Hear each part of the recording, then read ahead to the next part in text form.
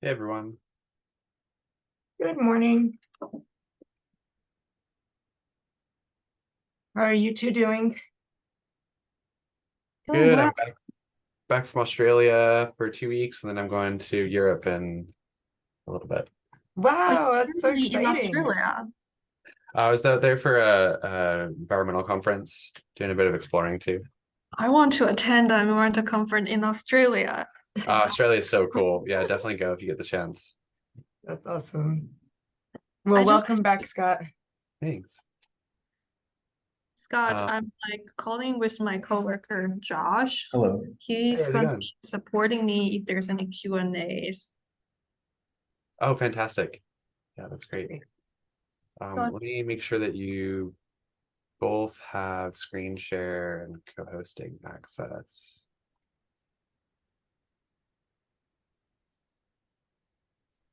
And Where then in Europe are you going? Spain, Italy, Switzerland, and Germany. Nice. Oh, you're doing the workshop? Yeah. Awesome. Monica, just a reminder, you probably already know, but when you screen share the video, just make sure you select the special audio button. It's like yeah, It's like um, optimized audio, or I can't remember what they call it now. I can't test it right now, but yeah, I did Google it yesterday. And I've sometimes with Zoom, the screen shares of videos is like laggy and weird. Oh, It you're on. won't be perfect, but that's okay. Yeah, I think it'll be fine. Cool. Alrighty, so it looks like we've got people coming in.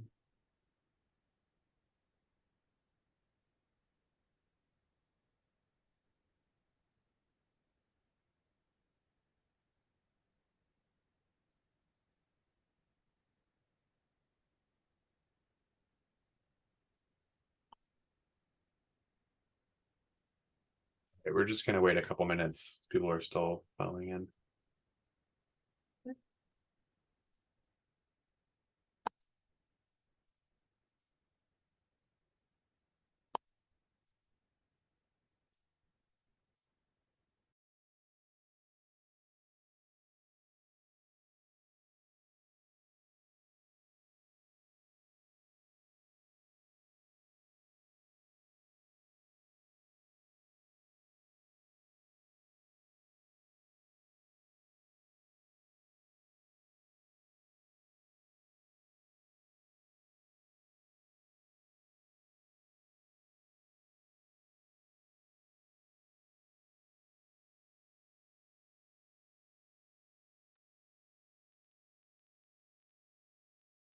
Well, it looks like it's slowing down in terms of people coming in.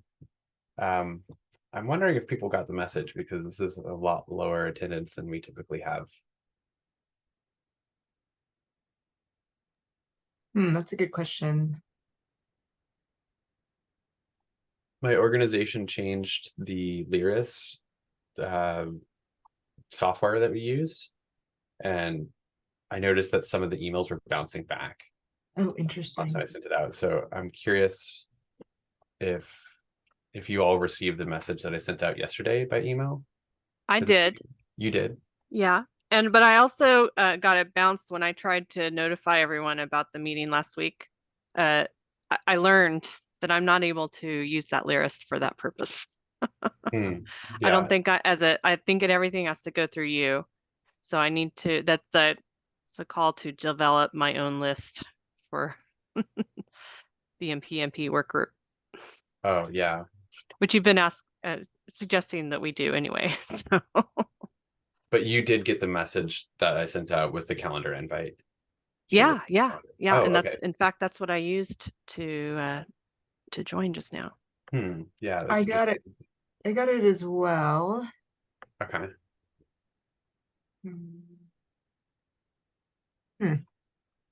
Yes, that is interesting. Okay, so it sounds like not everyone is getting it. I'm gonna have to coordinate with my IT department because it sounds like some people are getting it and some people are not. And typically we have more around like 50 to 80 people during this meeting, so it sounds like people have not been getting the emails. Well, we'll record everything, so I think that's okay. And we can just make sure we're amplify the link to the YouTube. Because I don't know at this point what we can do. Yeah, at this point it's a little too late, but we've got 15 people here, and like Monica said, we can record, so we'll go ahead and get started. So welcome everyone. This is the fall meeting for the Microplastics Monitoring Subcommittee. I'm here with my co-hosts, Monica Arienzo, Shelley Walther, and Shelley Moore will be joining us in just a bit. And as a reminder, we have a open data and information sharing community forum, and there's a couple different mechanisms that we share information. We've got a shared Zotero library with tons of references, GitHub repositories for any of the work that we're collaborating with on this subcommittee, and then also we have a Google Drive that has lots of other fun stuff, meeting notes and slides and videos and stuff. You can find all the Google Drive, this bit.ly.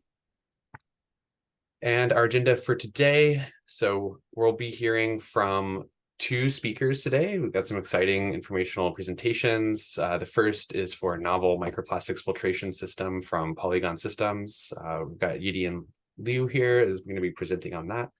And then we'll be hearing from Dr. Monica Arienzo and seeing a virtual lab tour of the Desert Research Institute.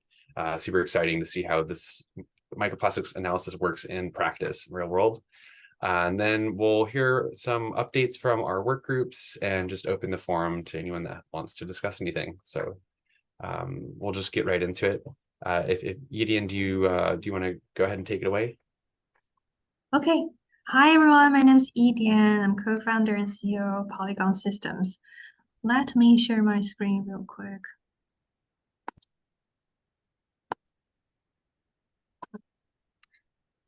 Oh.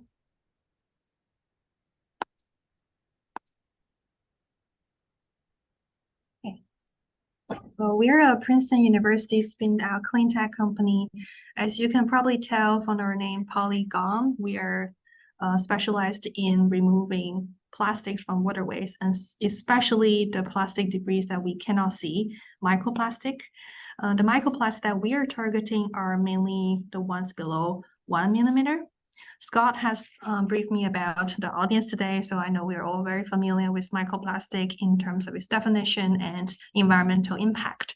So I'm going to skip the typical intro and talk a little bit about how we started. So our business started from a research project from Princeton University. I was looking into the problem of microplastic as part of my design thesis on aquatic waste infrastructure. During the research, I learned that the existing systems for capturing plastic debris are either targeting the larger particles or are not really affordable for many facilities or researchers. Systems such as the reverse osmosis are often infrastructure heavy and cannot be applied in rural areas for remediation. This convinced me to partner with experts in chemistry and hydroengineering departments to make a new type of filtration system. And our innovation, the artificial root filter, aims to be an affordable, versatile, and environmentally friendly aquatic microplastic filter because it imitates the fibrous structure of an aquatic plant root and is made of recyclable silicone. The filter is very hydrophobic, so it sticks strongly to smaller hydrophobic particles like microplastics. You can see this guy here. It's very fluffy.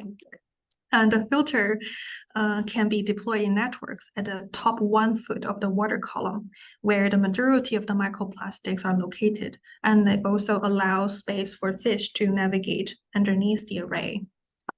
We designed a modular and portable pontoon system to support the filters. This flotation device is called a plastic hunter. They can also function as a platform for like a variety of sensor systems, so we can understand what influences contamination levels in specific areas. The plastic hunter can be customized by users based on the conditions of the target water. For example, the Mini can be used for creeks and streams, and Maxi can be used for like larger rivers and support up to 100 filters. They are super easy to carry and to assemble and can be deployed in networks to form like a protection barrier.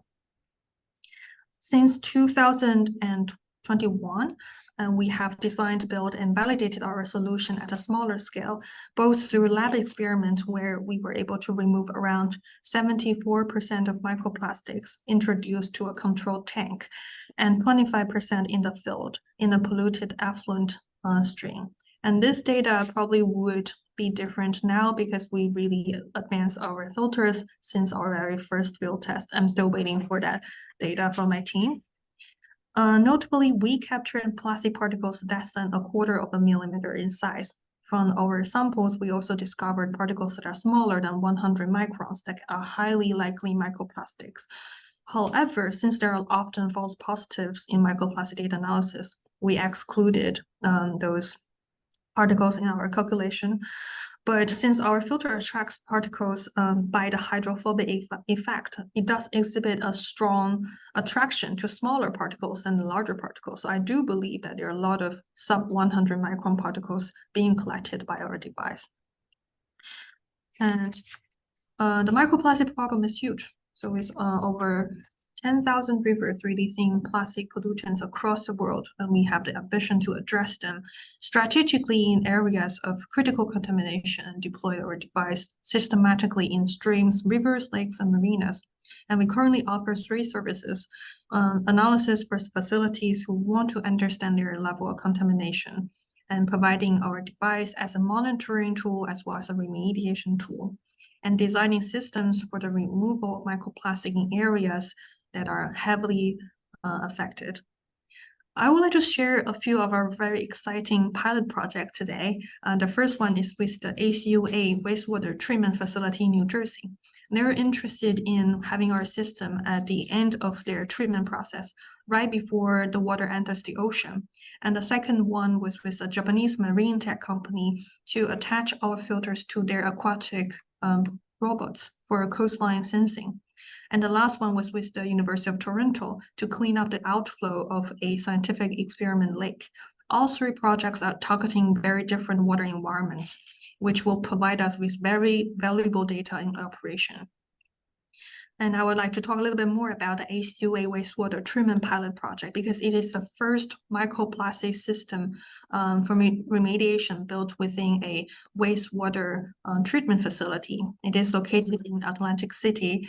We're absolutely honored to work with our partner for their interest in addressing this emerging contaminant. In this pilot, our team is designing a large filter array at their equalization basin here to trap and remove any microplastics before they enter the ocean. And this facility serves more than 200,000 residents. So it would be quite impactful for us to explore the viability at this scale. 500 of our filters will be installed on site. We work very closely with the facility staff to fit our system into their infrastructure and make it easy for them to operate and maintain. We did a set of structural and fluid dynamic studies to ensure that the system could bear the load of the load of our filters. So you can see this is how we designed it to be. It can move up and down, and also you can pull out those trays for replacement.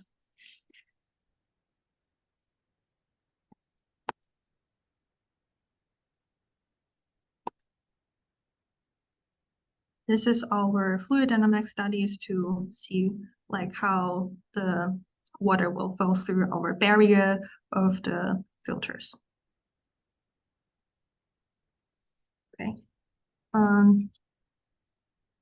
So this is going to be built by Q2 2024. And if it works, it will be a lot easier to adjust our design to fit other facilities. And if any of you ever, for any reason, visit New Jersey, please feel free to let me know, and I will reserve a spot for you to visit the pilot. The second case study I want to talk about today is our pilot deployment at an experimental lake area in Canada for microplastic monitoring. This is part of the University of Toronto research project that Professor Chelsea Rochman led to explore the ecological and environmental impact of microplastics. As you can see, there are like trillions of these microplastic pollutants in the water at the moment. And our device is used for sample collection. We will expand our scope in 3 years when they need to clean up the entire lake. And this sample here shows how much microplastic we collected with only one of our filters after only 2 hours. This device is still out in the lake, and I would like to share more data with you guys once we finished analyzing all of the samples.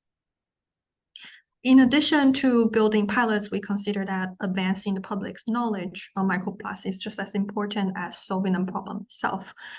Last year, we were featured in more than 10 local media channels, including the front page of the Shenzhen District newspaper for our educational pavilion at the Shenzhen, Hong Kong by City Biennale.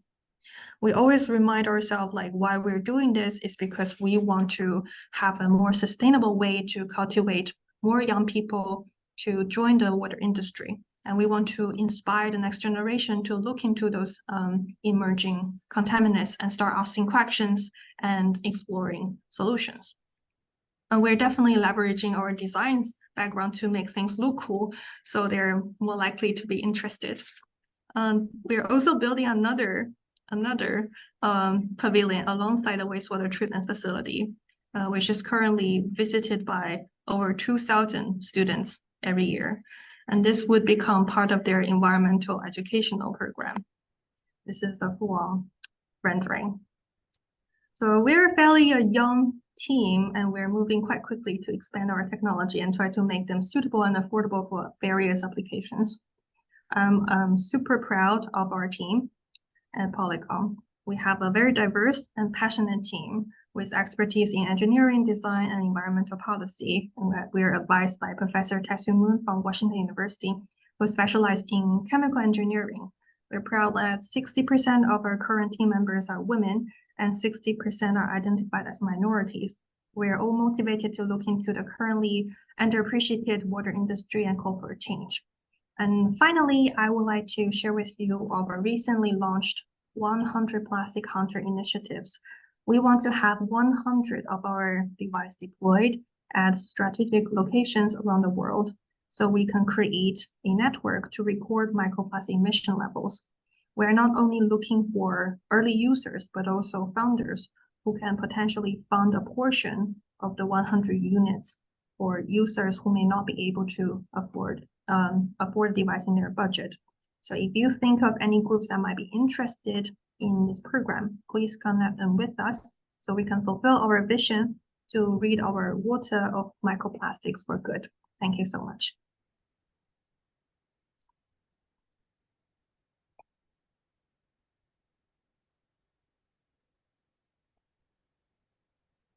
Some really exciting research and developments that you've been working on, Idian. Thanks so much for sharing that with our group. Thank you. And please let me know if anyone has any questions. Yeah, a lot of different technologies developed in such a short amount of time. Lots of different applications. That's great. Yeah. Yedian, it's nice to see you again. I had the pleasure of meeting Yedian a couple of years ago when they were really first starting. Yes. And it's just very exciting. Sharon, I think you're muted. You're muted, Shelley. Sorry. I was saying it's just really a pleasure to see how far their group has their company has progressed, and since I first met them a couple years ago, and the applications for both monitoring and cleanup are really exciting. And I'm glad you kind of pointed out the hydrophobic effect that microplastics tend to have. That's a really big thing that we should all keep in mind as we're looking at sampling, because some sampling devices, as particles get smaller, they act more and more like a liquid, and they can actually because of this, their tendency to be hydrophobic, they'll actually avoid sampling devices unless there's some kind of active vacuum, positive force to make them go into the device. So yeah, it looks like you've captured kind of that element of really attracting the particles, and it'd be really interesting to see some more testing with the the different particle types that it's collecting, and the sizes, that kind of, and then some before and after studies with that. That's a really good point. So we're actually trying to use our filters at very different water environments, because every single water environments will have very different disturbance. Some like speed of the water will impact how well the filters collect. Some sites have like more sediments than others. So the more data we can have, the more we can adjust our device to make it more accessible and efficient at collecting microplastic.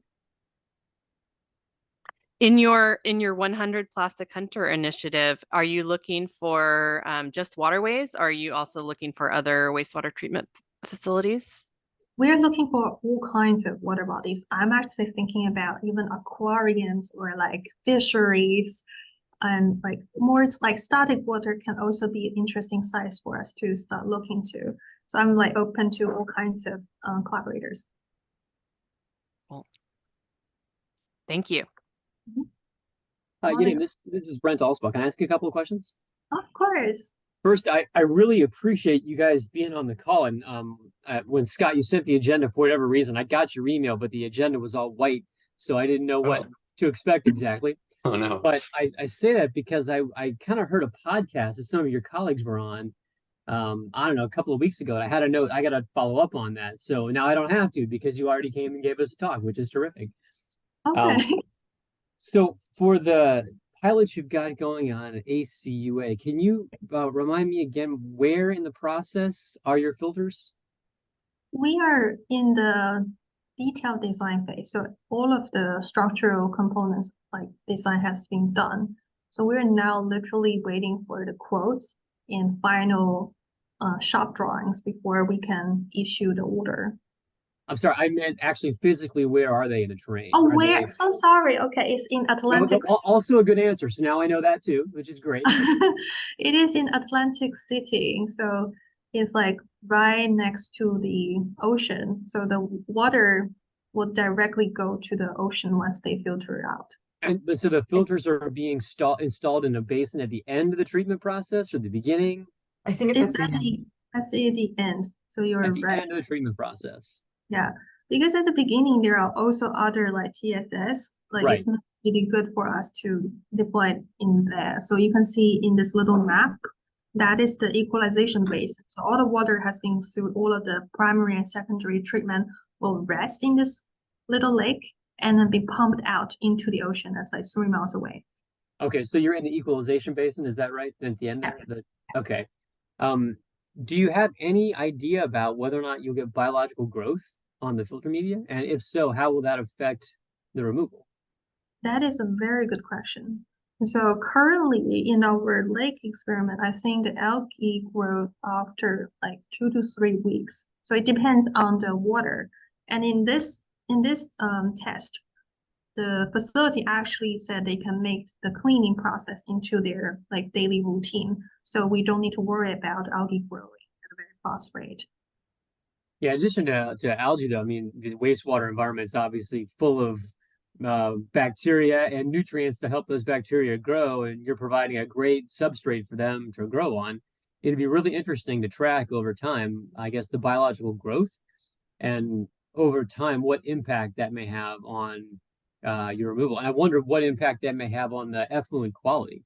So if the utility is taking some kind of other water quality measurements before it goes to discharge, Yeah. What they have now versus how that changes, whether it's organics or pH or something else. It'd be very interesting to know once a biological community gets established, what impact that might have, potentially even for better or for worse, as it goes to discharge. I think that's a really good point. And they have like a on-site lab for some of the testings. And I know they also send some of the samples outside of their facility for testing. So I think it will be good to compare before the installation and after, whether it changes other factors within the sample. Yeah, that'd be really interesting to know. And do you have a sense for what kind of percent reduction of microplastics you might get? I mean, obviously it's going to vary from place to place with a lot of factors, but in the big Yes. picture sense, are you anticipating, 85, 90% of the plastics that you can detect, or what's your expectation? In our lab, we're looking at 76%, so I don't think this is going to perform better than in the lab. But I think it's not about the percentage, because I think with the fluctuation of water, the percentage can change. What matters more is actually how many particles we can collect in the filters by the end of the replacement. It's interesting, and I guess the proof in the pudding, so to speak, will be if microplastics are eventually regulated as a water quality constituent for discharge, then what does that regulation look like? Exactly. Is it a mass? Is it a certain number of microplastics? Is it a percent reduction? And of course, these are all just speculation on our part at this point in time. Exactly. Great. Thank you very much. Thank you. Thank you for those great questions. Monica, I saw you raise your hand. Do you also have a question? Yeah, thank you for this wonderful presentation. Very exciting technology you have here.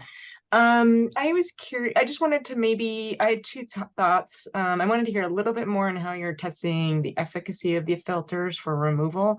And then I also wanted to just follow up on Shelley's discussion on areas where this could be useful. And where I live in Reno, Nevada, and I live very closely to Tahoe. And in Tahoe, there's a lot of regulations on stormwater inputs into the lake, and there's a lot of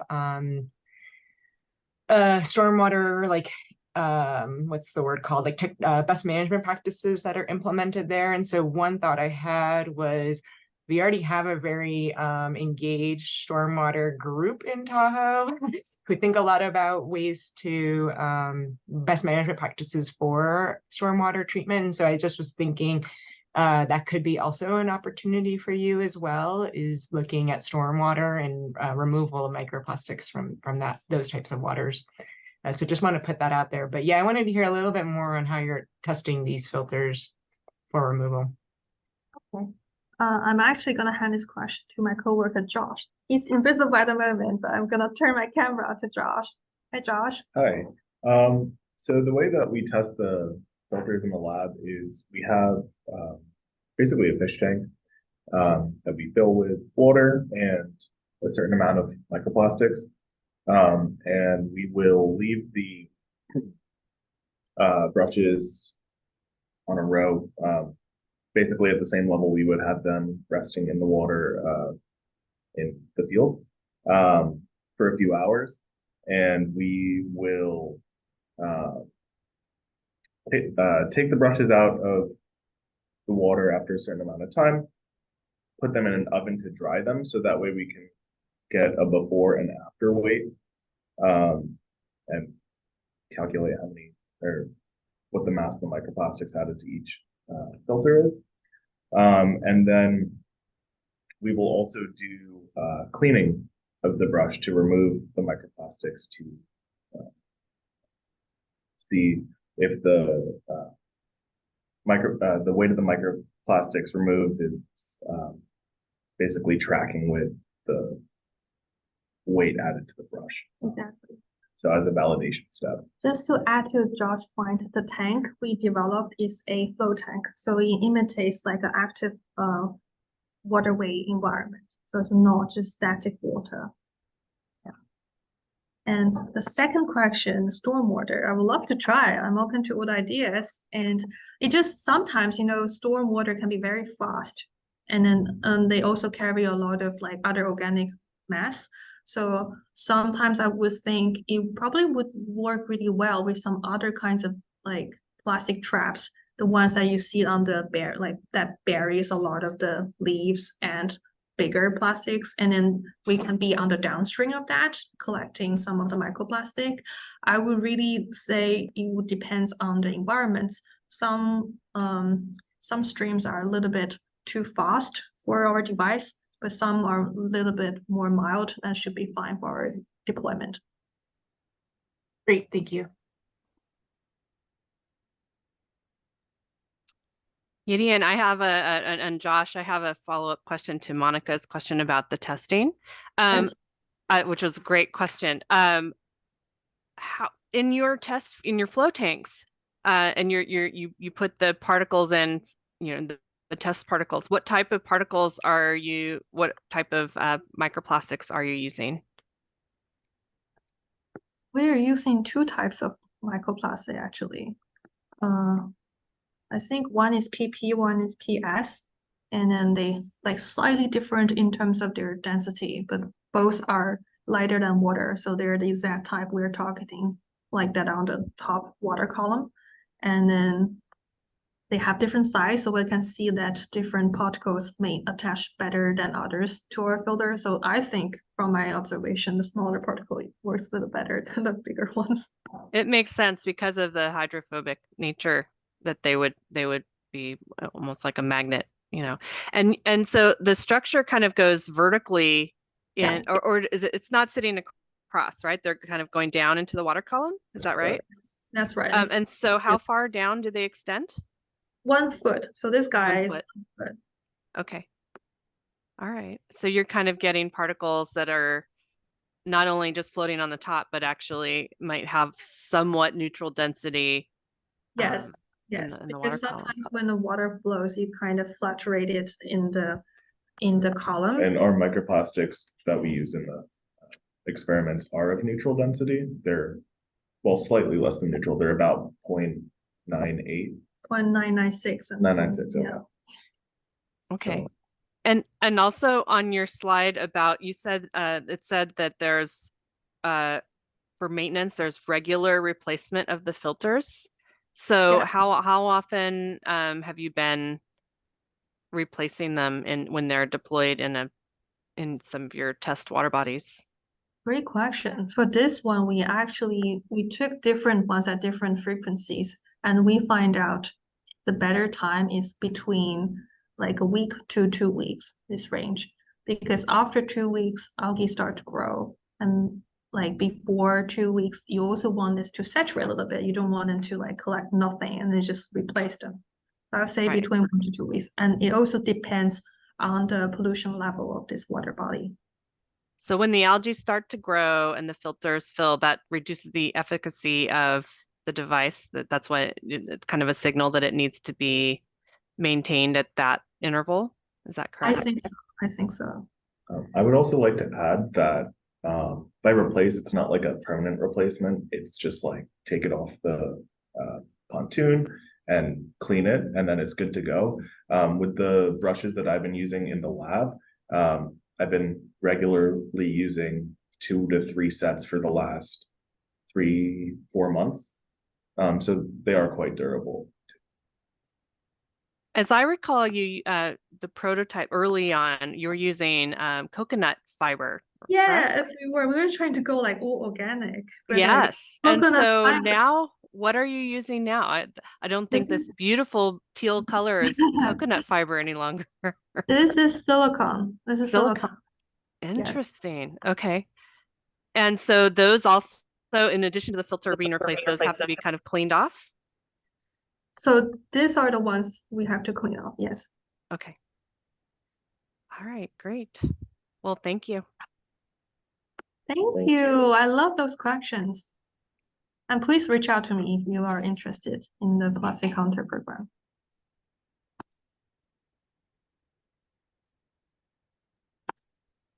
That's super interesting and absolutely amazing graphics and really great work overall. Thanks, Gideon. So we've got another exciting presentation from our co-chair, Dr. Monica Arienzo, who's going to show us what the inside of a working laboratory looks like for microplastics analysis. All right, thank you all. So just to give a quick introduction, this is going to be a video just showing what the laboratory we have at DRI looks like. So it won't be, we're not going to be talking specific methodologies or anything like that.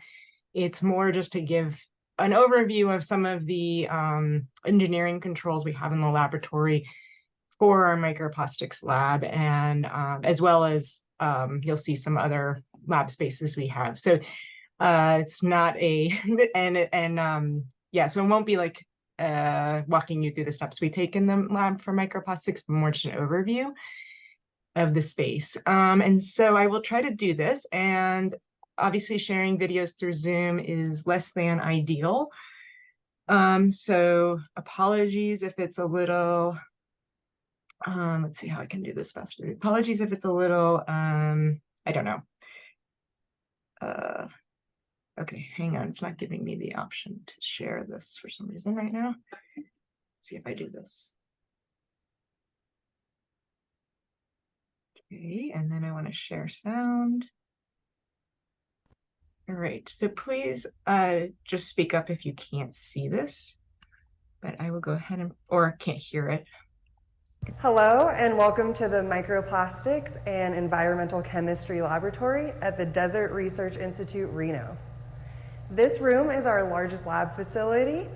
In this room, we have a student workstation, a wet chemistry fume hood, as well as refrigerators for sample storage and our field equipment.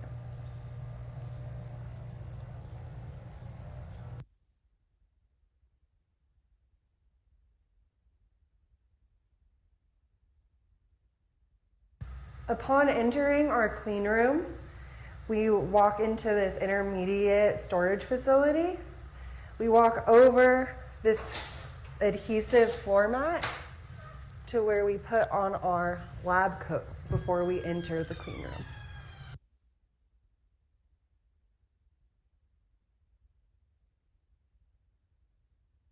room. Welcome to our clean facilities. In this room, we have HEPA air filters, which help to ensure that our air is particle free. In this corner of our lab, we have a sensitive sampling area. Right now, we're working with snow samples from the neighboring Sierra Nevada. Behind me are samples from Cambodia that are from a project in conjunction with Wonders of the Mekong. Over here is our cleaning materials. We have a sonicator as well as a drying oven, which we use to clean our equipment. In these cupboards, we keep our clean materials. They're covered with aluminum foil to keep particles out, and we also keep the cupboards shut to further ensure that nothing contaminates our clean materials. In this corner, we have 2 scales for measurement within our lab. One is more sensitive than the other, so we can apply it to more sensitive measurements.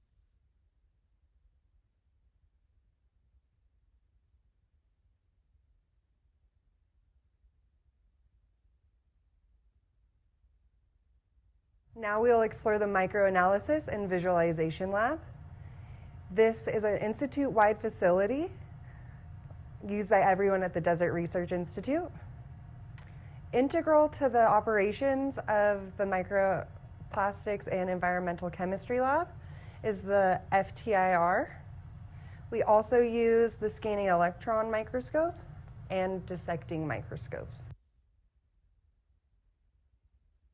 Hi, I'm Dr. Monica Arienzo, and I lead the Microplastics and Environmental Chemistry Lab at the Desert Research Institute in Reno. Thank you for watching this tour of our lab facilities. While a lot goes into the sample preparation and analysis of our samples, we weren't able to go into the details for those processes, whether it's for microplastics or for other chemical constituents. But hopefully what you've seen today is an overview of the facilities we have available to us. These facilities were designed to reduce contamination potential of our samples, while also allowing us the flexibility to meet today and tomorrow's research needs. If you'd like to learn more about our current ongoing research or learn more about our facility or instrumentation, please check us out at the link below. Thank you. All right, thanks everyone. That bit at the end was sort of a request by our communications team to put in a little something about kind of an overview part, but happy to take any questions about kind of the design of the lab and decisions we made or kind of why things are the way they are. Thank you. Yeah, that was really interesting. Thanks, Monica. I just have a couple questions.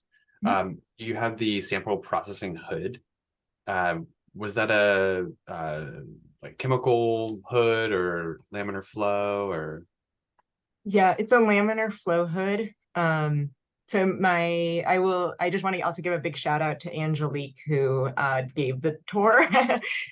So yeah, she did great. But yeah, it's a laminar flow hood, and I don't have it always on because it is quite loud. In that case, it was turned off. But yeah, we turn it on if we need to handle more sensitive samples. And then do you have air blank sample collectors running, like basically whenever you're doing the analyses or the processing?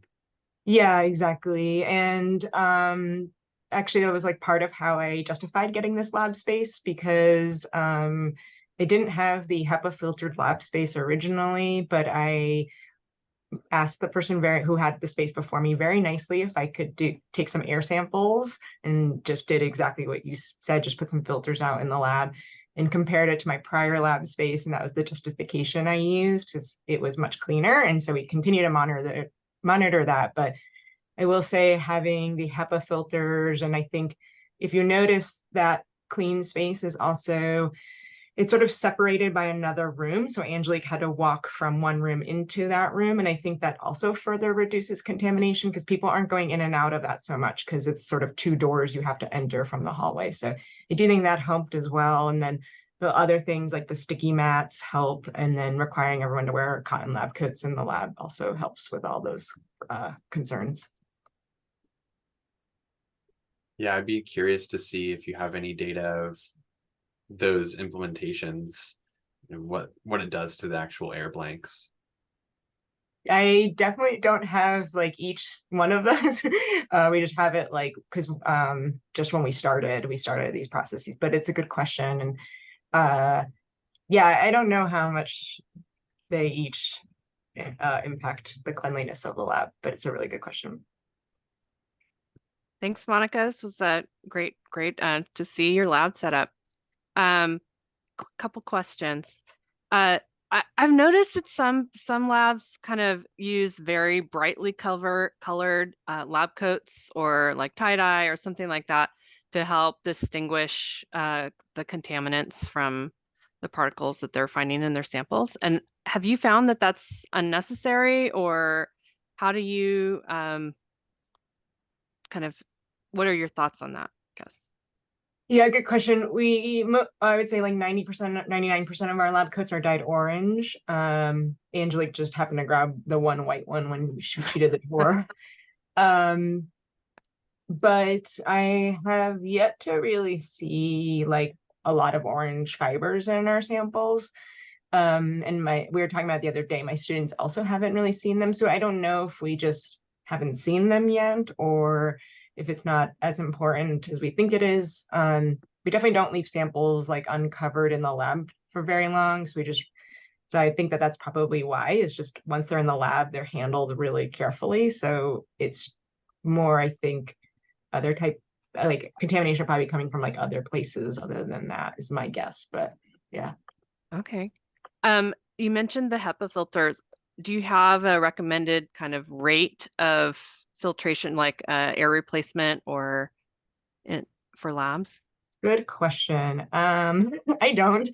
So this is an old clean room facility that was used for metal analyses. And so it was basically, they did all the tests before they retrofitted it for the microplastics lab.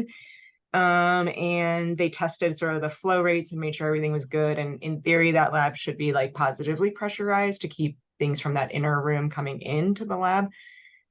Which I think is right. I think it is positively pressurized. But yeah, I don't know. I'm happy to talk to our facilities people, because they're great and they did all of that sort of stuff. Great. I have more questions, but I'm gonna be quiet and let Kenneth go ahead. Yeah, I have a very simple question. Do you happen to know the ISO classification of clean room? Very good question. Off the top of my head, I can't remember what it is, but it was at one point an ISO classified lab, but I can't remember what it is right now. Yeah.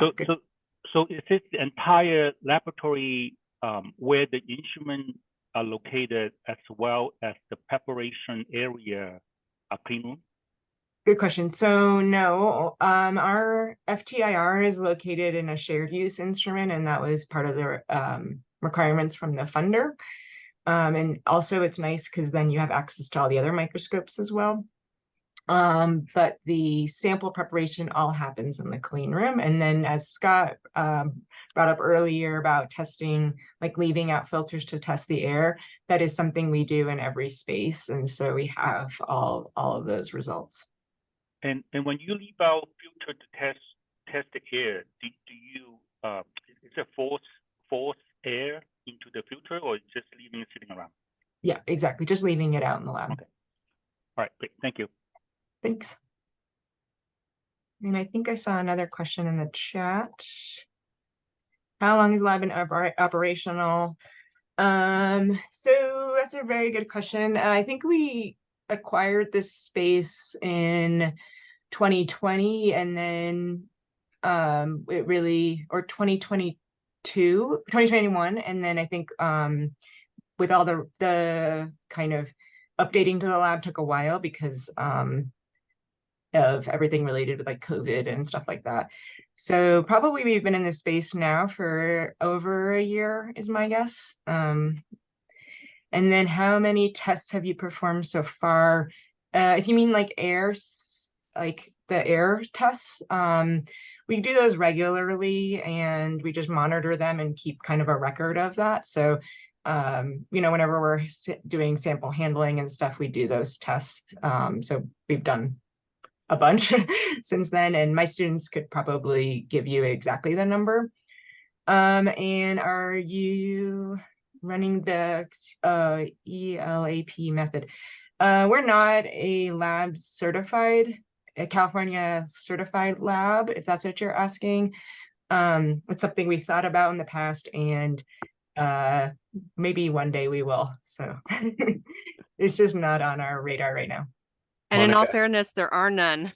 There are no ELAB certified labs right now, but there's a couple that are pursuing it, like MIPR.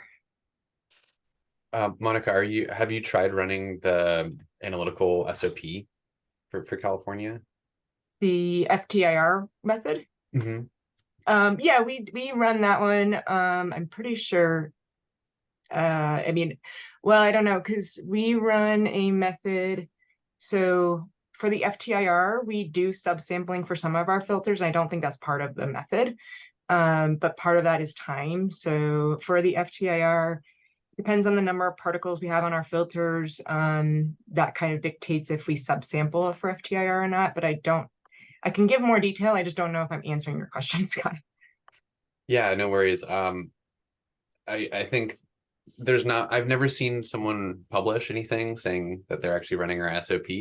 Oh, I see. And so I was just curious, how many labs out there, academic and otherwise, are actually just running the SOP without accreditation, Oh, I get it. I think one of the parts where I find the SOP really valuable has been in thinking about blank corrections and how we do that. And that's definitely, I think, something we spend a lot of time talking about, and that aspect of the SOP has been super helpful.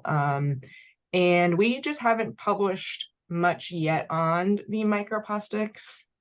We just have been doing macro, just had a paper come out on that with the FTIR. But yeah, I would love to just talk more about ways we can better implement that methodology for our lab, because definitely am totally open for suggestions on ways we can do this better. Well, I don't know if Shelley Moore is on the call, but I know that they are working. They're very familiar with the FTIR State Water Board method, and are working on. It's going to be a great part of the playbook is kind of what's not said in the method and kind of helping people to make that connection of the kind of pro tips. So question about are you primarily working with air matrices or water and air? Mostly mostly water for our microplastics work, actually. So we do sampling regularly along the Truckee River, which flows out of Lake Tahoe. It's an internally draining lake river. We have work on the lower Colorado we're doing as well. And then those are kind of our really two big projects right now. And then we do some other stuff that's kind of related to sourcing or sources of microplastics. And snow, sorry, my pet project, snow. That's great. Which instrument do you have? The We have FTIR? the IN10. Oh, okay. Is that Thermo Fisher? Or Yeah. So Thermo Fisher is located just over the hill in San Jose. So we got really lucky. We got to go there and test it. And that's how I kind of made my decision to buy that instrument. It's because I actually got to use it first. and what's their kind of analysis rate for per particle or per, yeah, I guess per particle. What do you mean? So if you were to put 20 particles on a filter or slide and put it into the instrument, how long would it take to kind of run it through once? Got it. It really depends on the methodology you're using for sort of identifying particles to measure. So we filter onto these stainless steel mesh filters, and the good thing about that is we basically can put hydrogen peroxide on those filters, and then we don't ruin the filters. So that's good. Also with the FTIR, we can do transmission mode measurements. So that's also good. The downside is if you try to image the filter and then pick out particles, it just picks out your mesh. So if anyone has a trick for getting around that, I'm all ears because I've gone down a lot of rabbit holes trying to do that. But so if you say want to pick 20 particles, so what you have to basically do is go around and pick particles or map an area, and that's how we do our FTIR. So either way, you have sort of, if you're picking the particles for the FTIR to identify, that takes a lot of time because someone has to sit down there and tell the instrument. If you map the area, then I think what I found is that we have more time on the data processing side because we just have more data. So that's sort of one of the approaches we use. Another approach we use is sometimes we'll put particles on like an IR transparent slide, like a zinc selenium slide. And then in that case, you can use the imaging and then automatically it picks particles, and that you can do hundreds of particles a day. So that way is really easy, but unfortunately, like kind of trying to balance a lot of these difficulties with the mesh. The pro is that you get to, you can use the mesh in the field and then expose it to hydrogen peroxide and then put it in the instrument. Downside is it's a little bit more manual of a process, so kind of varies.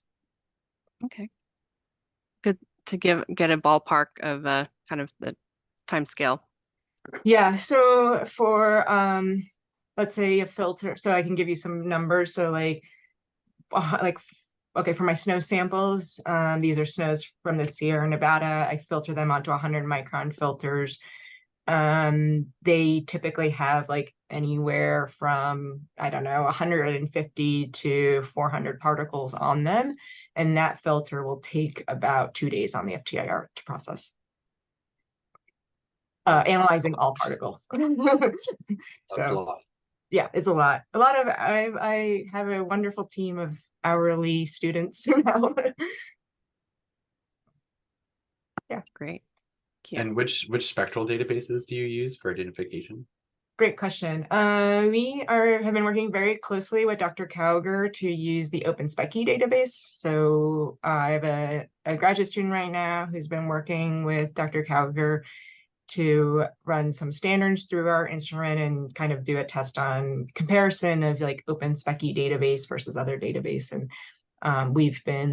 we're really stoked to work more with Dr. Cowger on implementing the OpenSpeccy database for all of our processing. Cool. Yeah. That's good to hear. If there's any other questions, you can always email me or you can direct message me as the meeting goes on. Thanks, Monica. Yeah, thank you all for this chance to share a little bit about my lab. Thanks, Monica. Cool. So we're gonna have to take a couple minute break just for people to go to the bathroom and get some water or whatever, and then we'll come back and hear some brief updates from our working committees. So we'll see you all at the top of the hour. So that'll be noon Pacific time.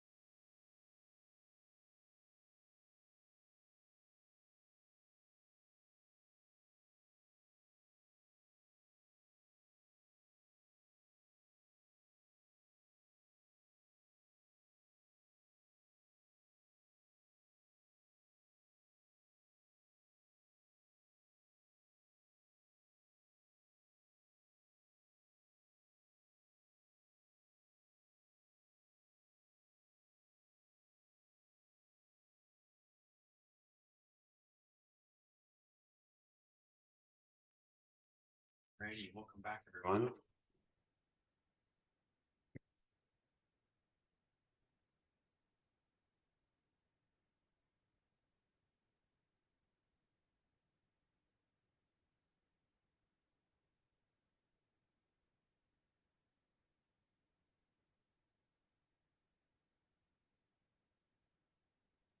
So we're going to hear from our work groups, just some brief updates.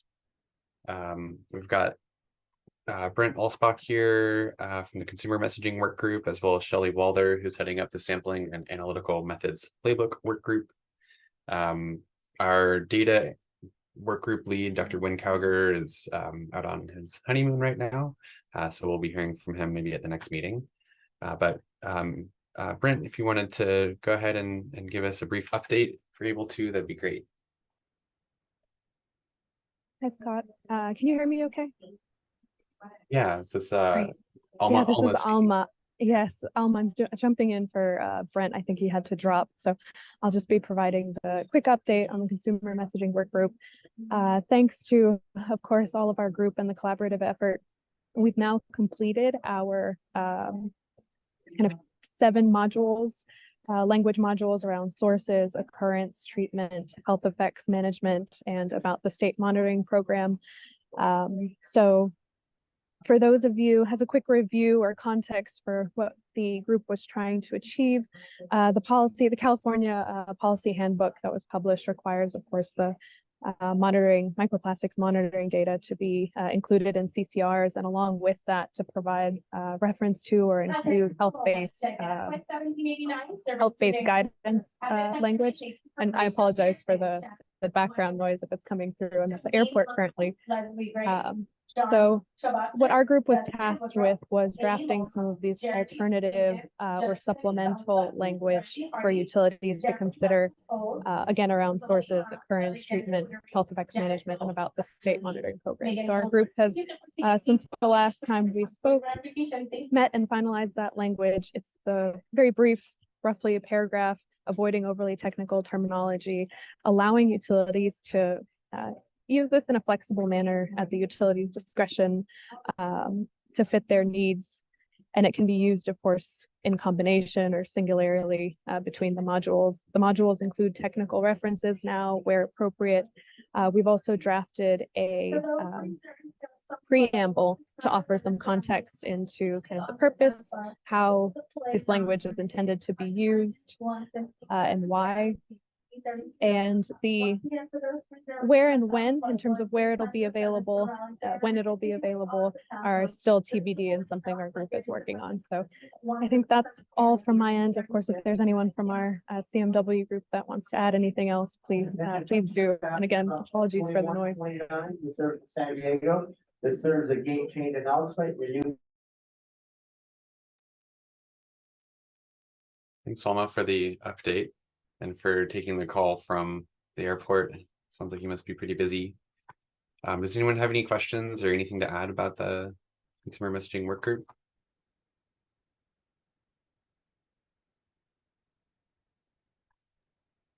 Once again, thanks all for the group effort and collaboration that went into that. I appreciate it. Yeah, thank you so much. Hi, this is Madonna Dunbar with the Tahoe Water Suppliers Association, and I just want to give you guys a shout out on your proactive work because having that language available is going to make it a lot easier for the water utilities to begin to enhance their education on what microplastics are in drinking water. So thank you for that work. It's really great to hear. Thank you, Madonna.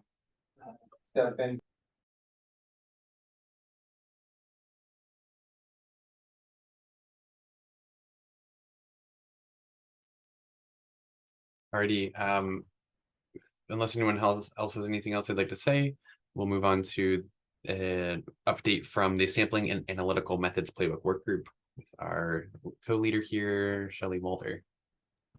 Thanks, Scott. And I'm going to, I'm not even in an airport, but I don't have a PowerPoint for you today. I want to just give you an update that there's been some great progress on the Microplastics Monitoring Playbook, or MPMP, or Sampling and Analytical Methods Playbook, however you want to call it. So we are partnering with Harry Allen on a repeatability chapter that's really amazing. That's in its draft form right now. We are working with various groups on pro tips for FTIR and Raman, and also there will be a pyrolysis GCMS chapter as well, but that's not the priorities are looking at the state water boards, FTIR and Raman methods for drinking water. We have draft data quality objective documents for measuring by counts and by mass. And we're working on biosolids methods for sampling from piles of biosolids to ports that you would find in a wastewater treatment facility, such as mine. And also looking at, we have some draft analysis and preparation and analysis methods for those. And those are mostly being conducted through the University of Pacific that's using pyrolysis GCMS. And that is mostly what's going, just lots of balls in the air. And it's very exciting. And for those of you that tried to tune in last week for our MPMP work group meeting, I apologize. I sent out a cancellation notice, but I realized that my emails to the server don't work. So we need to develop a list for folks to, so at least we can get that kind of message out. But our next meeting will be, I believe we sent out a save the date for January 11th. So, and our big call right now, we're looking for a couple things. Scott. Shelley, sorry, you paused for about 10 seconds for oh. Fun. That's fun being in the office. So let's see. Do you remember the last thing I said? You said the next meeting will be. Nothing. Okay, good. January 11th. So Scott put out, thank you for sharing that, save the date. And so in that meeting, we are going to roll out some of our draft documents, chapters for input. And our big call right now, we're looking for a couple things, and Scott's helping us with one of them. Looking for, we have folks that are working with FTIR and pyrolysis GCMS for kind of the pro tips for using those instruments. But specific to the State Water Board methods for Raman, we are looking for folks to team up with to hear from them on some things if they've implemented, if they've used the State Water Board's method, what they, some pro tips for that kind of thing. So the other thing that we're looking for is folks from the drinking water community or sector to help with, if they have concerns about implementing this in the lab or things that they would like to have included in the playbook, or they've they have monitoring in mind and they know that they have these concerns. I'd really like to make sure that we have captured your biggest needs in the document. So those are our updates for today.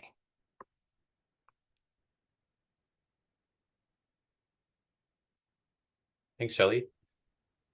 This is a really exciting and important effort that I think is going to help a lot of laboratories, academic and non, get up to speed on microplastics analysis and conform with our standards, and help laboratories that are want to get accredited. So thanks for getting up that effort. Thank you. Anybody have any questions or anything they want to add?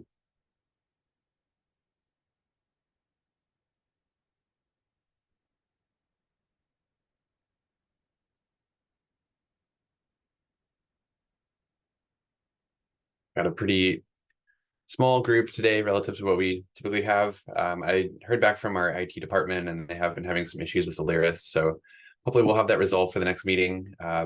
apologies for the people that are watching this online, recorded after the fact, and you didn't get the email, but hopefully we'll have that figured out for the next one.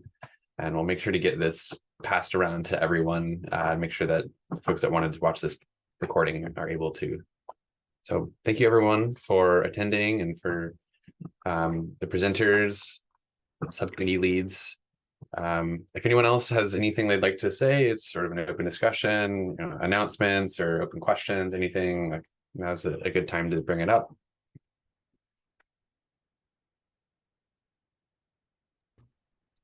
As long as we're here live, for the folks that are here, the 17 of us now, if anyone is one of those water utilities, drinking water utilities that wants to participate in the, or give feedback to the microplastics monitoring playbook, please, you can put your information in the chat and we'll get back to you. Or just email me. Thanks, Shelley.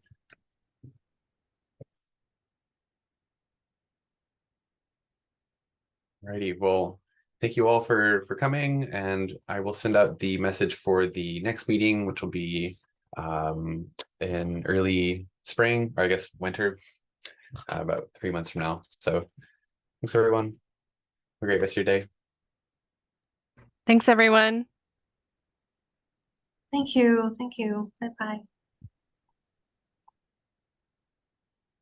And if Monica and Shelley just want to stick around for a minute.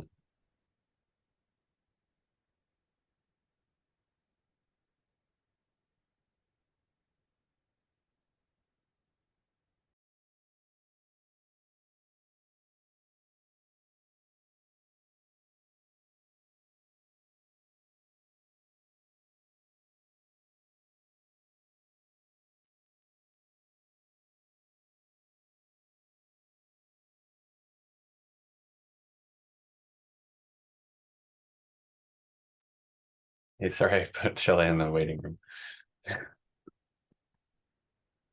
Oh, you're muted.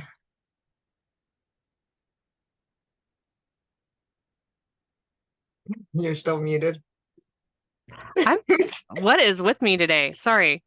I think it's the headset. I blame the headset. So right before I got the chat is empty now, but I saved it right before I saw someone comment, please email me. Yeah, it's Madonna Dunbar. And she had her, is she the one that put her email in the chat? Yeah. Okay, so I think I saved that. Okay. Do you want to read it off to me really quick? Her email is mod@ivgid.org. Great. And her name is Madonna? Yep. And then Dunbar is her last name, Dunbar. Awesome. So she's the lead of the Tahoe Water Suppliers Association, and she's just wonderful. Great. Yeah, the other major lead I was going to contact, Terry Slifko. I know that she has folks participating in the consumer messaging work group, but I kind of feel like they would be great to weigh in on our side too. Yeah. So, okay, so 3 months from now, is it 3 or 4 months? Let's see, 3 months. We do it quarterly. January? Sounds about right. Yeah.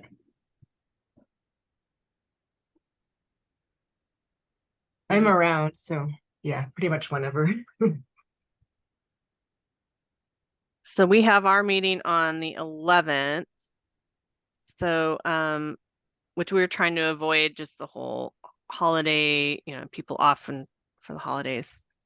Yeah. And then the 15th is a holiday. Oh, right. Martin Luther King.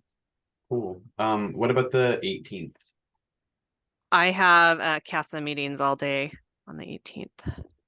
17th? Yep, free for me. I'm free after I have a meeting from 10 to 11. So,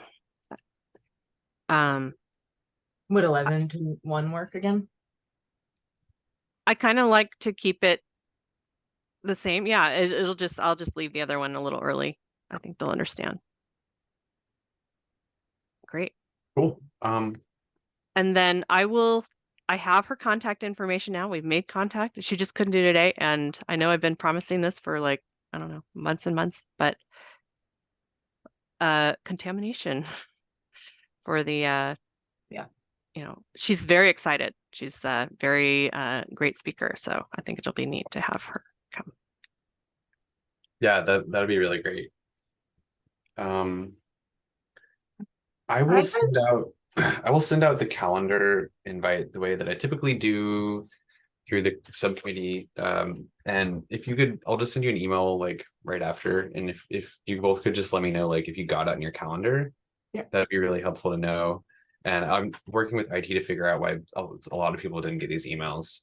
Yeah, I mean, I had no problem, but you know, the only thing I did see was Brent mentioned this, and I thought it was just, you know, sometimes, so and it happened for the thing that you forwarded from me, and I thought, well, maybe it was something on my side.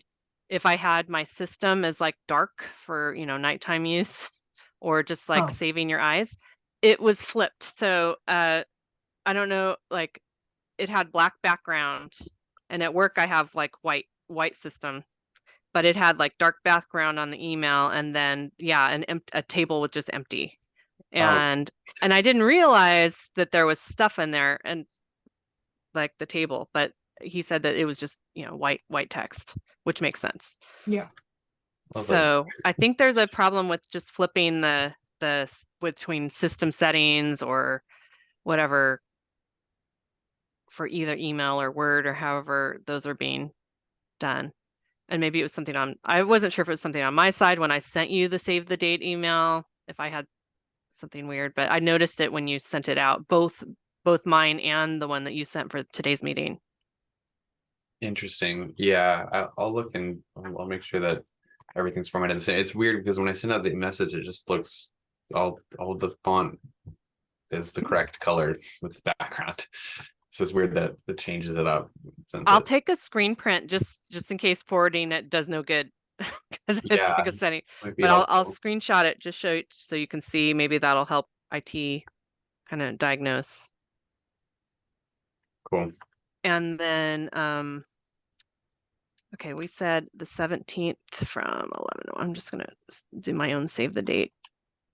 So Scott, do you know the SOAR Optics group? SOAR Optics sounds super familiar. SOAR. Yeah, Steve Barnett. Yeah. Okay. Are they in a place where they could present, you think, to the group? Probably. Yeah. That could be interesting.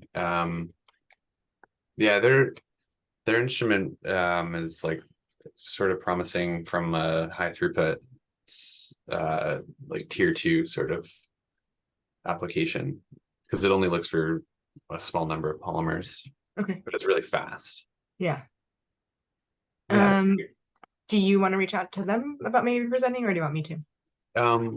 If you want to, if you got Steve's message. Yeah. I haven't pulled up right now, so. Oh, perfect. 2024. Oh yeah, I also have some other ideas. Yeah, Nick Costanzo from the city of Loveland. They're actually doing monitoring for microplastics in their drinking water. Oh, awesome. And they've got a pretty thorough sampling and analysis plan, and they might have some actual monitoring data to share with us. So like that's super exciting. I'd been talking with him for a while, and he said maybe by spring he'd be ready to present. I want to talk to him today. That's amazing. Yeah. He sounds familiar. I think I've talked to this guy. I've met him at a different meeting, maybe. City of Loveland. Oh, drinking water. No, I talked to someone who was wanting to monitor in compost, and he was finding so much stuff. And they were thinking of like regulatory limits, like or at least for their municipality. So, okay, great. So you said he's currently doing microplastics monitoring in drinking water? They're planning to do it. Yeah. They're planning. And so are they using the State Water Board, one of the methods? Yeah. Do you know I which think one? I'm not sure, but it's one of our SOPs. They're trying to get like they're trying to get their hands on the draft SOP for our sampling, but we don't have it available yet. It sounds like they're basically going to be running the California approach ahead of anyone in California. It's kind of cool. And are they pursuing ELAP certification? No, it's super, super small. It's not like a state trying to do it. It's literally just a small town in Colorado. Right. Oh, in Colorado? Yeah, Loveland, Colorado. Oh. I grew up like an hour away. It's like a tiny ski town. Okay. And so that is the city itself. He's not located in the city. He's like a city employee. City employee, yeah. And so the city themselves are wanting to start a drinking water monitoring program. Yeah. Pretty cool. They Very have a cool. FTIR? I don't know. I can, but we get to get in touch with him, see if he wants to share his data. The other thing that I was thinking we could potentially discuss is the NPDES monitoring of plastics in the California Men's Colony wastewater treatment plant in San Luis Obispo. Yeah. Is that the one that MIPR has samples for? Probably. I don't know. I know they're I don't know if this, I don't think it's trade secrets, but they're looking at their microplastics out of they have their own wastewater treatment plant within the men's colony. Yeah, that's it. I didn't know that MIPR was running it. I mean, that makes sense. But I've seen it. I've seen the gnarly. samples and it's gnarly. Like, oh my gosh, I don't know what it's like. They have a garbage disposal and like everything goes through it, and that's what the samples look like shredded plastics and the final effluent. It's bad. They're just like shredding their trash and dumping like putting it down the drain or something. Well, the reason that they have to do the monitoring is I actually have the inspection report from the sanitary survey staff, and they took pictures of their skimmers and they're not even on. Like they're just bypassing all of their wastewater treatment plant, basically just discharging raw sewage into the river. But they got hit with some big fines, and it's not just microplastics that they have to monitor. They've got like a whole suite of stuff that they nutrients. I'm sure it's disgusting if they're not even. So here's just my big concern I've seen just in the industry. Big wastewater treatment plants like the ones, most of the ones that we have in our facility are doing like a lot of skimming, bar screen stuff ahead of time to capture the big stuff, right? And then there's other processes, but that's where most of the microplastics are captured. But there's small facilities, and I was thinking that that's what's going on with this men's colony, that use things like, they're called like the Muffin Monster. Have you ever heard of this? Muffin Monster. It's like these steel jaws that just like crush things.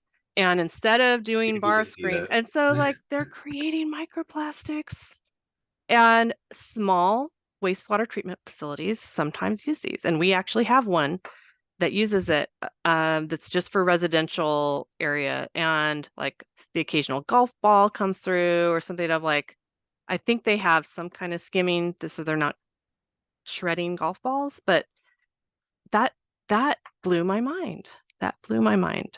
That's small plants sometimes use that. So that would be, oh my gosh. So like we talk about primary versus secondary versus tertiary, but no, this is like whole other disaster. But hopefully it's just smaller plants. I don't know, but I'm wondering if the colony is, if that's what, that was the first thing that came to mind when I saw what was supposedly final effluent. Yeah. Is this a video?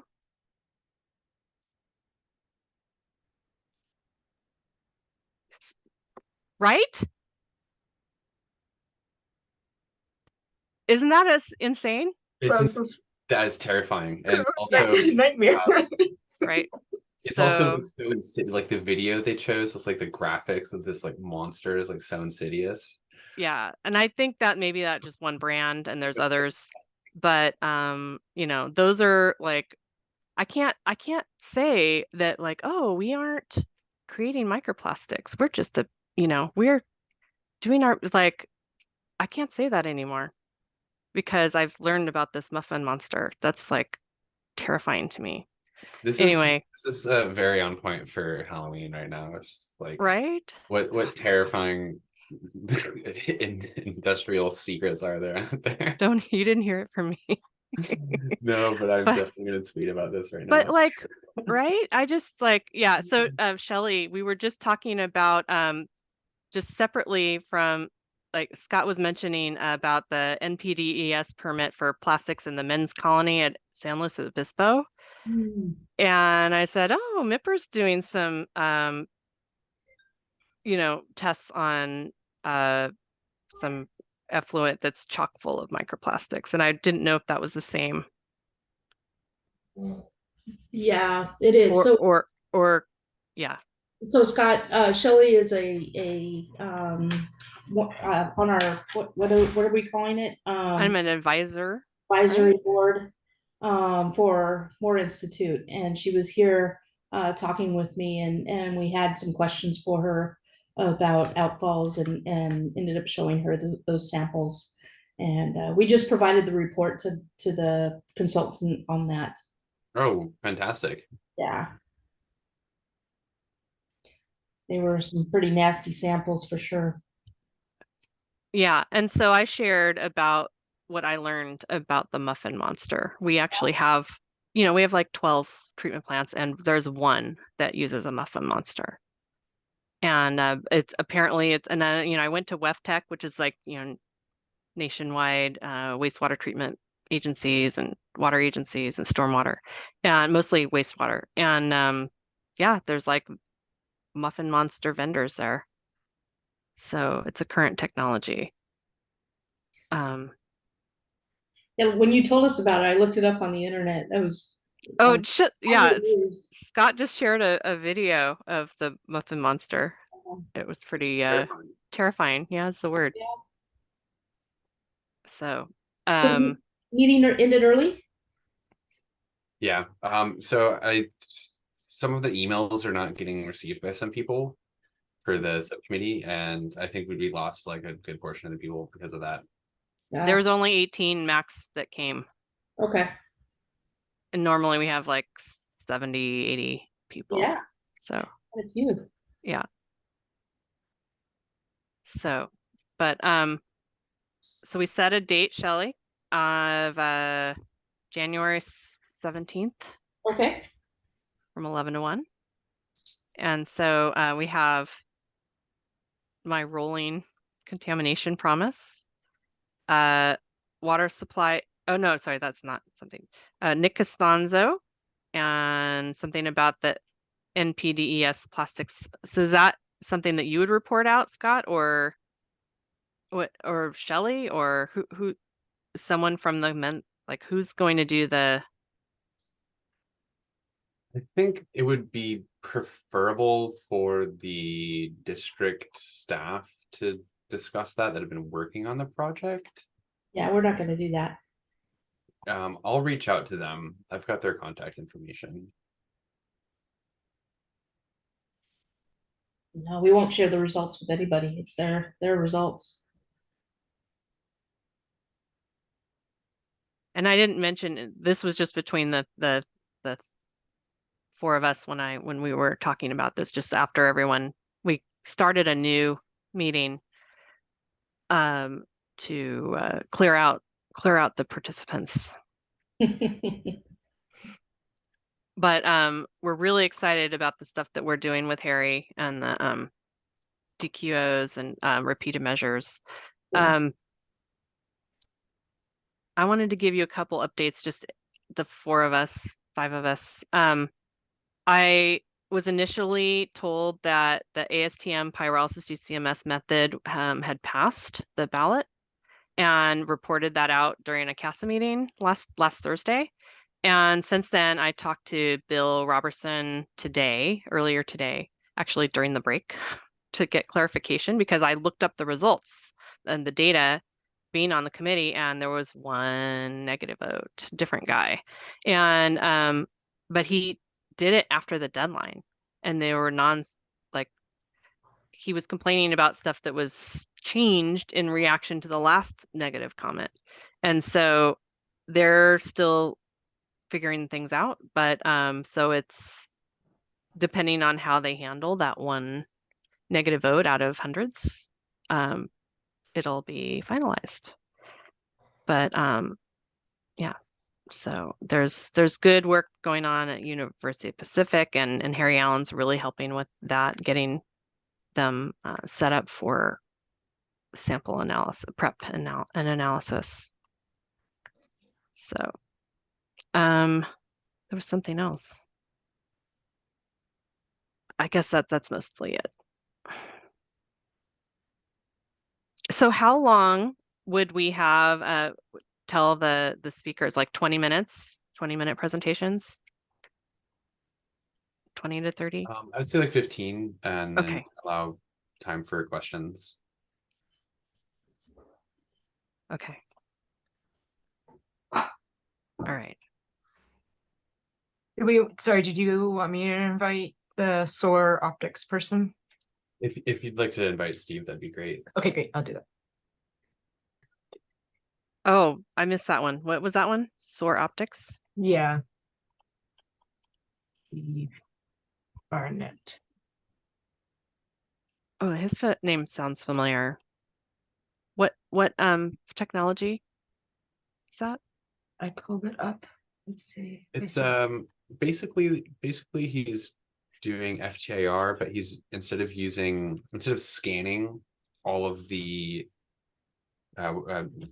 infrared region of interest, he just has a static filter that is tuned only for the fingerprint region for like 8 different major polymers. And so he's able to do a super rapid analysis of a plate and just tell you how many particles of those 8 polymers there are. Oh, okay.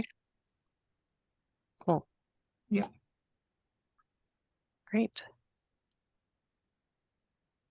Is he in California? He's in Sacramento. In Sacramento, okay. Great. Good. All right.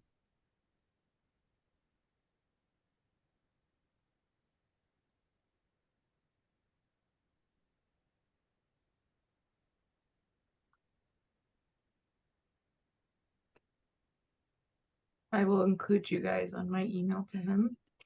I have if we don't have anything more for the subcommittee meeting, I had a question for Scott, and maybe so I've been reviewing AB 234, and I have to send in a kind of a review. Do you know what I'm talking about? It's the it's like all these EU biodegradability tests developed by REACH in the EU for biodegradability tests for microplastics. And then that would be kind of the products would have to, or what's put into the products would have to pass these tests before, if they didn't pass, then there'd be a like huge fine or something like that. Do you know any background on that? Like, this, of course, some congressperson or senator put the bill through, but like, obviously there's some someone put that together for her. Do you know anything about that?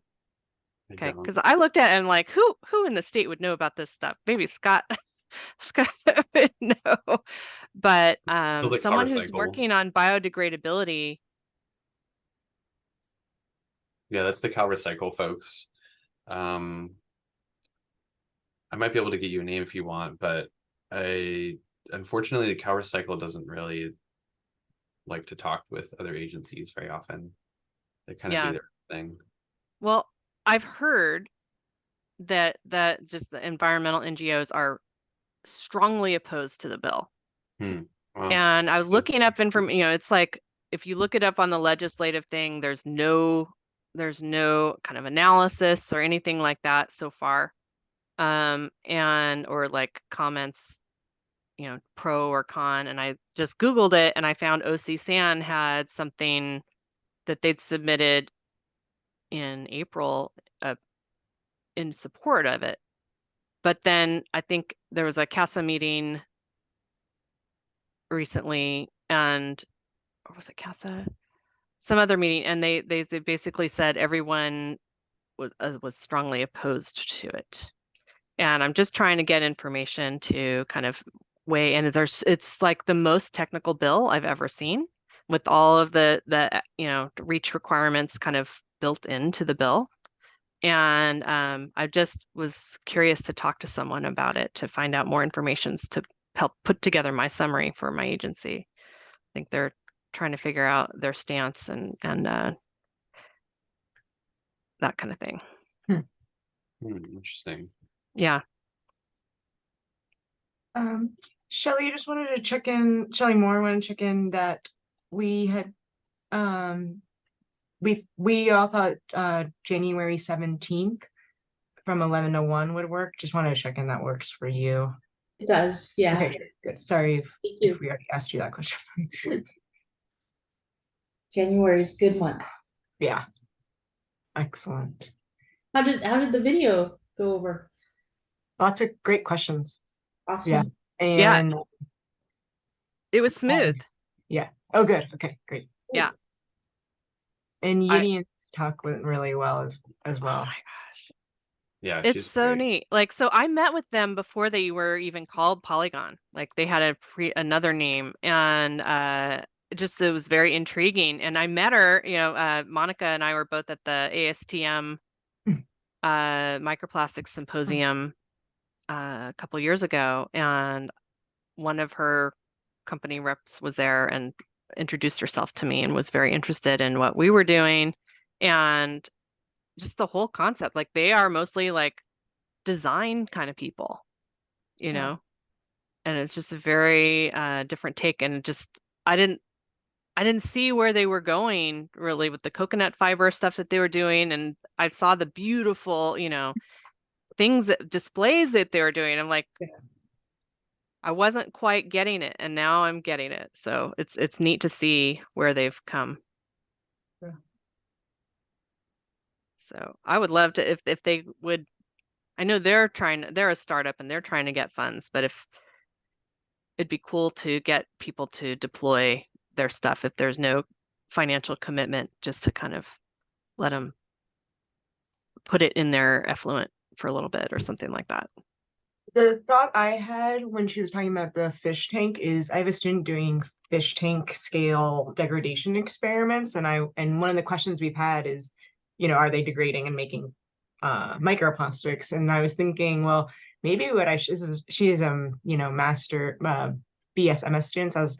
So the timeline's pretty short. So I was like, why don't we just buy one of these and have her put it there and just do a weight, you know? So that was kind of exciting for me. Was thinking about that part of it. Yeah. You know, I forgot to ask her, like, how, you know, especially for wastewater applications, that even in final effluent, like, it's probably attracting other particles besides microplastics, or just like, and there's so many particles, you know, how would they deal with that? And if they're measuring just by mass, of course, that's just like super rudimentary for what they can do with their lab, right? Like, okay, let's just dry it up and weigh it before and after, that kind of thing. But it'd be very interesting to pair up with someone who can do microplastics analysis or that kind of thing for a real world pilot test. Totally. Yeah. Yeah. Anyway, there's so many things. I was like, oh, we could try it in, you know, point of use filter. Yeah, or just the monitoring, like collections, like just sample collection, using that as a sampler, I think is just, to me, that's a really fascinating idea, is just to have it deployed, you know, for a couple weeks or whatever, and just to see, you know, standardizing that and just saying, okay, 2 weeks, this is a 2-week deployment, and what do you get, and what type of things are in that first foot? Yeah, you know. So Anyway. Are any of you going to the CPAC meeting? No. No. Nope, it's in a banned state. Oh, yes, that's right. I attended the webinars though, the tire stuff. They just put out a summary email that had like all the speakers that had submitted slides and had their videos. Do you know what I'm talking about? Like there was it was a they called it West Coast CTAC. So it's basically like SoCal and Pacific Northwest and maybe another one. And they all got together and put a summer tire wear particle series out. And Kelly Moran gave the last one earlier this week, and from DTSC, SFEI. So it was a great series. The first one was from the tire manufacturers themselves, and it was so like, oh, we have to have 6 ppd or your quinone or your tires just will fall apart. And you know, it was just very kind of industry forward. Interesting. If you don't mind sending me that link, because this question about tires has come up a lot in Tahoe, and I have a feeling I'm going to keep getting questions, and I definitely need to beef up my knowledge. Yes, I will put that in my to-dos. Thank you. Can you send it to me too? Yeah, I'll just forward it to all of you. Thank you. Yeah, her presentation was really good. 'Cause like Europe has been focused on tire wear particles since like 2011, early on. And she pointed out that they are focused more on the particles, and in the US, we're focused more on the chemicals, like that contaminate, the particle, like the 6 ppd quinone. So I thought that was interesting. And yeah, it's a lot, just the ties between tire wear particles, and they are microplastics, and they pose big problems for microplastics analyses. So I could see that being a whole session that we could do, is just on tire wear for our group. Yeah, and because it's been difficult for us to like separate the tire wear particles from other sediments with the salts we're currently using, we've kind of gone that same way of thinking, of just being like, well, why don't we just look for 6 ppd? Like, why are we killing ourselves to measure these things when we know the harmful compound? So. Or it's like the tier 1, right? It's got like the proxy for the particles would be like that kind of thing. For that type of particle, at least. Yeah, exactly. Yeah. But there's one consultant or some kind of lab, I think they're in the UK, that they're focused on air quality, and they said that tire wear emissions are far worse than any kind of tailpipe emission for air quality, like really, really bad. It's only going to get worse with EVs and. Well, they did an analysis of that, and they said that the offset of that they have no tailpipe emissions, and then just like the energy, I don't know, like they did a whole like full sustainability thing, and they said it's actually okay. But, yeah, good. I had to say that because I have an EV. Really bad polluting that way, but yeah. But that would be a great topic for a future, maybe our summer meeting. When everyone's getting in their cars and going somewhere. But all right, anything else?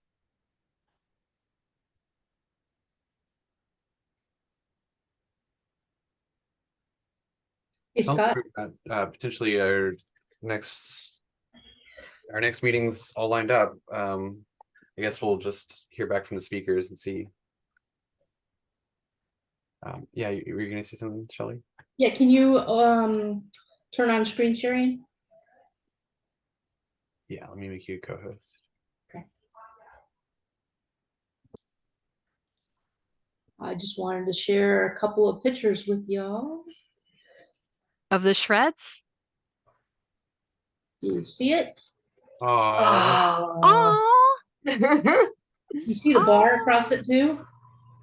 yeah. Ah, I can't move it. Hold on a second.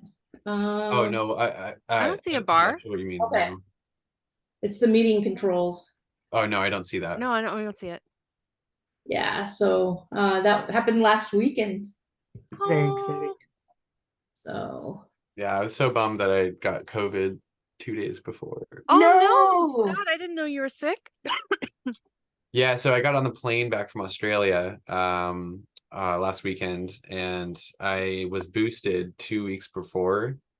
And so I was it was so easy. It was like the easiest COVID I've ever had. Like I had very mild symptoms for 2 days and then I was completely recovered. But just to be safe, I didn't want to get anyone sick at the wedding, so I didn't go. If I was supposed to DJ, I was supposed to DJ the wedding. Oh, you were missed for sure. I'm yeah. I was pretty bummed. So are they living together? Like the last I heard, Wynn was living on a boat. Are they living on the boat together, or did they get a land? They land? have an apartment. Cool. In Yeah. Long Beach? Yeah. Wynn hated the boat. Well, I think actually it was Tori that eventually got tired of Yeah. living on the boat. Wynn can put up with a lot of stuff for a long time. Yeah. Kayaking to work had to be a perk. Yeah, I mean, I did that with him one morning. We took the stand-up paddle boards. Supping to work, even better. Sketchy with the laptop. Yeah, you put it in a dry bag. Yeah. Yeah. The other picture I'm sharing is we just got our new awning at our facility here in Long Beach. I'm super excited about it. That looks so good. Great. Looks so professional. Yeah.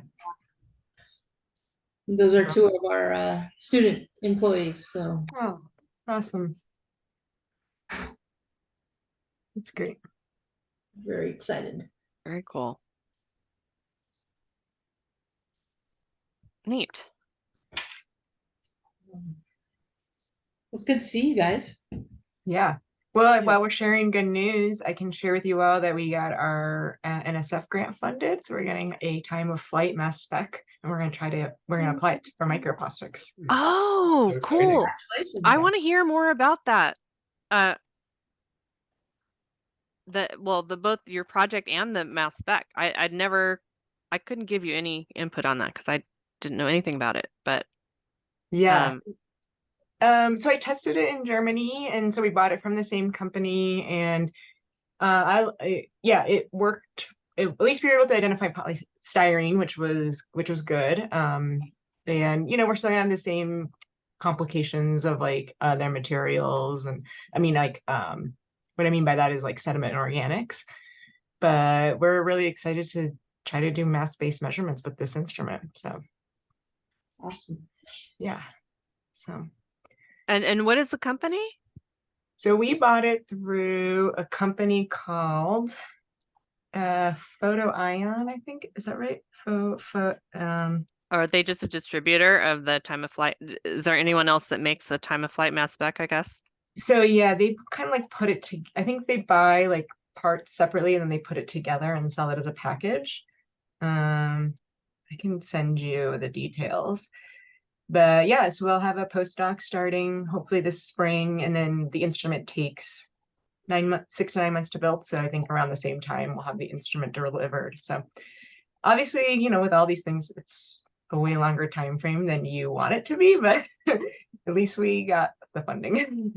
That's cool. So is this how prevalent are time of flight mass specs? So are you like a prototype lab that you're like building it and using it like? Yeah, for this specific company, but I think the kind of the comparable instrument is from this guy out of Utrecht. His name is Materik, I think I don't know how to pronounce it, but he's published a bunch using time of flight and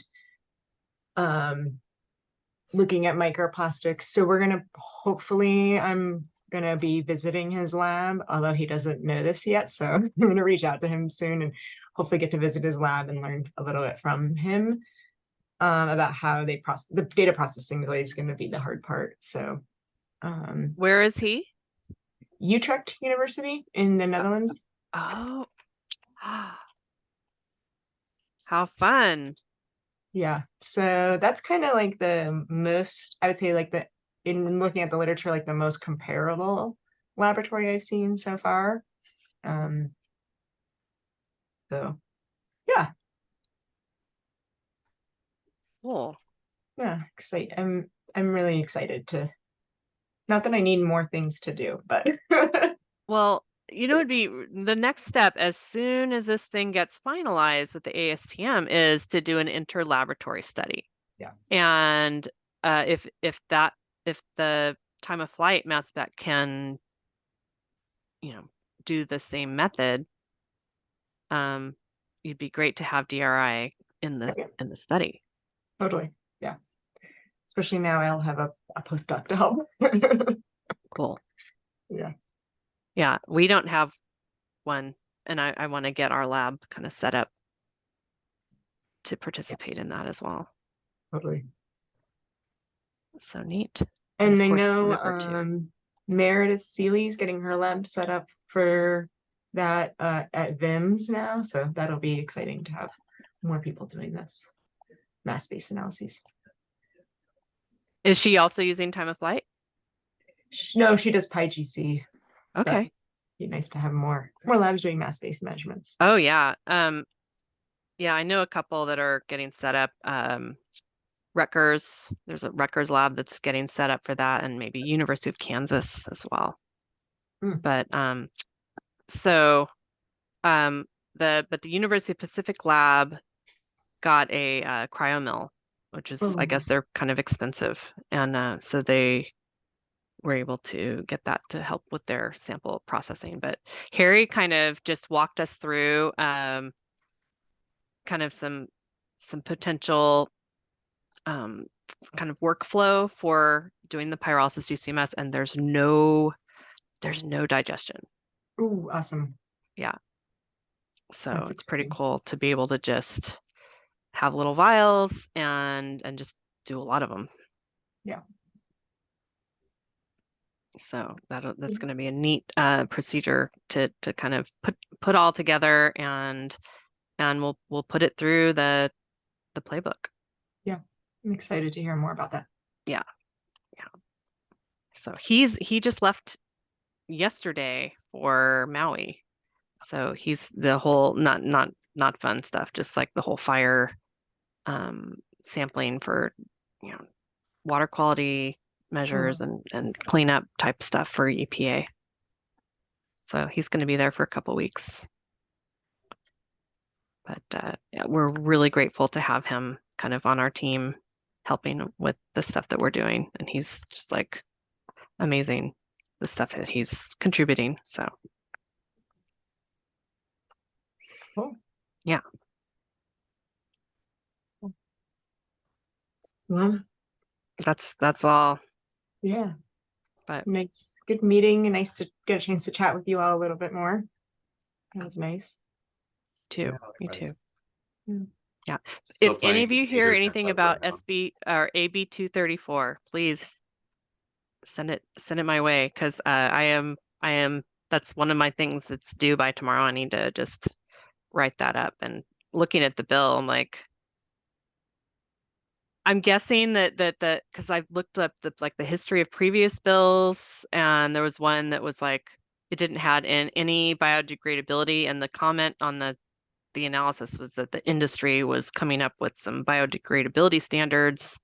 So I don't know if this is an industry thing or what, and that's got to be why the NGOs are having a fit. I don't know, but it'd be interesting to get to the bottom of it. I'm just surprised because it definitely seems like something that's needed, right? Is like standards for how to do, like, to do this work. And yeah. And when I hear about, like following European standards, that's something like, Scott kind of was like when he did both the definition and some just mostly like the definition for microplastics in drinking water, right? You kind of looked to Europe and like they had some stuff going and you kind of looked at that in your literature review kind of thing and highlighted that. And that's definitely highlighted in the bill. Like we're following REACH, European standards kind of thing. So yeah, I'm assuming I just don't understand it enough to wrap my head around why so many people are against it, but I don't either. That's why I'm like, it's something. It's, maybe there's too many loopholes. Like, well, if you're doing this, then you don't have to do it. And if you're doing this, then you don't have to, there's probably already people that are kind of influencing the bill. And maybe that's the problem.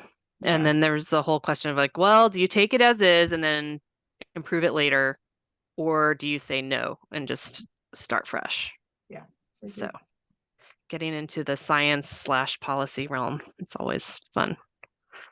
So yeah, but yeah, that's why I was very curious because I saw the letter of support from OCSAN, and I'm wondering if Violet Rennick is part of that because she was at OCSAN at the time. So I'm going to contact her and just see if she has any info for me. But anyway, I'm going to send you an email I received, Shelley. And if you click the link, you don't have to fill out the form. It's to sign, I think, in opposition of it. It has some background info on it. So take a look at that. Thank you. Appreciate that.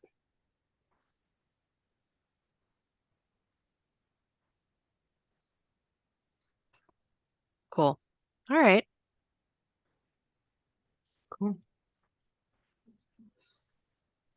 Oh, I know something else. I didn't update, but WEFTech had the most microplastics sessions and stuff that I've ever experienced. Oh, really? And yeah, there were like 5 different sessions and events and kinds of things. And of course, I was involved in 3 of them or something. But we had a workshop that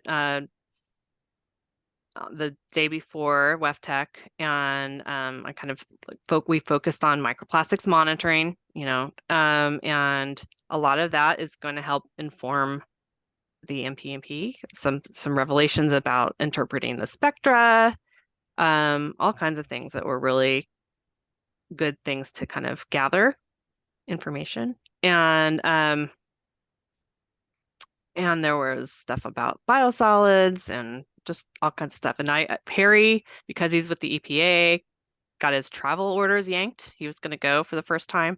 And so I presented for him for his data quality objective type stuff. And which is like some really good step-by-step stuff, like how to do that. And that's in some of his stuff too. But yesterday we had a Bite 23 Microplastics Committee meeting, and they're putting out kind of a revised SOP or work plan based on kind of some agreements. I had recommended that they kind of narrow all the parameters that they're trying to measure so that you could get more samples, more repeatability, more confidence in your answers. And so they're taking out and that actually went over well with the committee. So they're taking out oysters, just focusing on mussels because they have a limited budget, limited number of samples, and they're taking out the seasonality. But then they're going to be able to do more repeated measures within the stations and reps, and they might be able to generate some RSDs. So going to hopefully contribute to that SOP or the work plan with suggestions on repeatability. So that's kind of exciting too. Anyway, now I'm finished. Sorry. I know I don't want to keep you guys any longer. Sorry, I have to run to another meeting right now. All right. Well, good talking to you guys. And Thank you. all right. Bye. Take care. Okay, bye.